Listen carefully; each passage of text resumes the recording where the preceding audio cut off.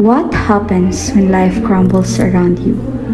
When you lose your home, your security, your hope.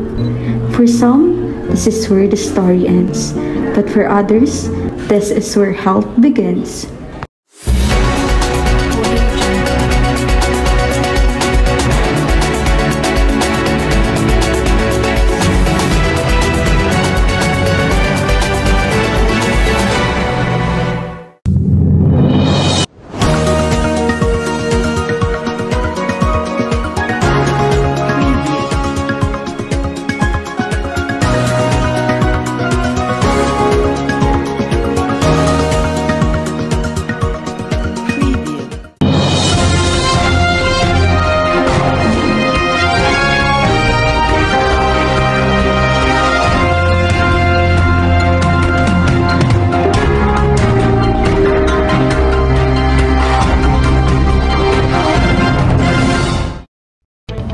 Today, we don't just bring you a story. We take you inside the heart in a community in crisis. A fire in Barangay San Isidro left families with nothing. No home, no food, no certainty. A mother of three, Gwen Adorna and her husband, who lost everything in single night. But she was not alone. Social workers stepped in not just to provide relief, but to help her rebuild her future. We turn now our field reporter Gabriel Bernardas, who spent time with Gwen and the team working to bring her life back on track. There was once a home, a place in warm and safety, but one tragic night, it all disappeared. So, nandito na si Ma'am Gwen, ang kanyang asawa, upang ipahayag sa kanilang saubin sa nangyari.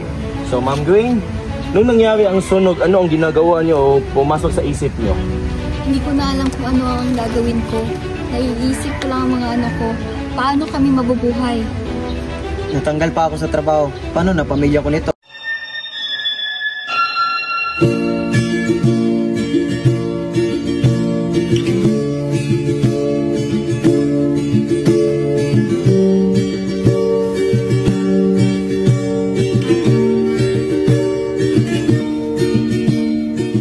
So, what were the first steps you do to help those people who experienced the disaster?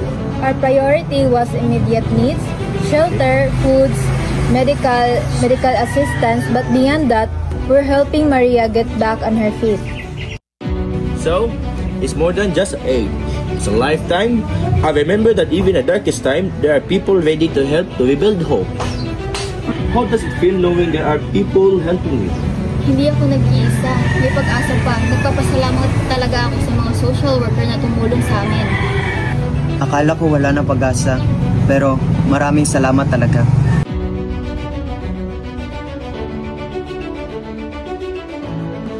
It's not just about survival. It's about restoring normalcy.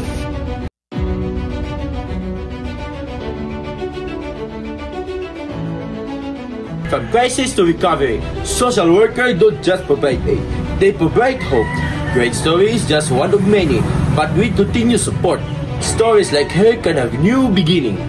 From Barangay Bayanihan, this is Gab Bernardes, reporting for Newsband. Back to you, Nico and Jonah. That smile says everything. And this is why social workers deserve more recognition. They are not just frontliners, they are lifesavers. So if you know someone in need or if you want help, don't hesitate. Reach out to your local social worker. Because in every struggle, every loss, there's always someone that will help you rise up again. This has been Newsfront. I am Jonna Vidina, And I am Nico John M. Masiga, where every story matters. Stay safe, Stay hopeful, and take care.